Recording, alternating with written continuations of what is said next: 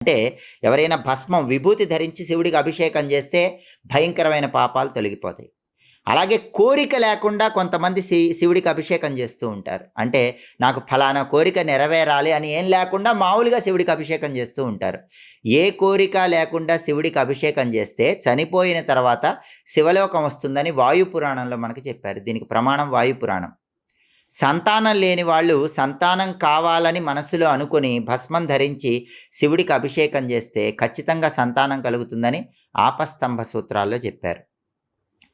ఈ సృష్టి మొత్తంలో కూడా కాశీలో శివుడికి చేసే అభిషేకం అనేది లక్షల కోట్ల రెట్లు అద్భుతమైన ఫలితాలను ఇస్తుందని ఆగమ శాస్త్రంలో చెప్పారు. ఆగమ శాస్త్రం ఏం చెప్పిందంటే ఇక తిరుగులేని ఫలితాలు రావాలంటే మాత్రం ఒక్కసారి కాశీలో శివుడికి అభిషేకం చేసుకోవాలని ఆగమ శాస్త్రంలో చెప్పారు. ఇలా శివుడికి ఒక్కొక్క ప్రదేశంలో అభిషేకం చేస్తే ఒక్కొక్క రకమైన ప్రయోజనం కలుగుతుంది.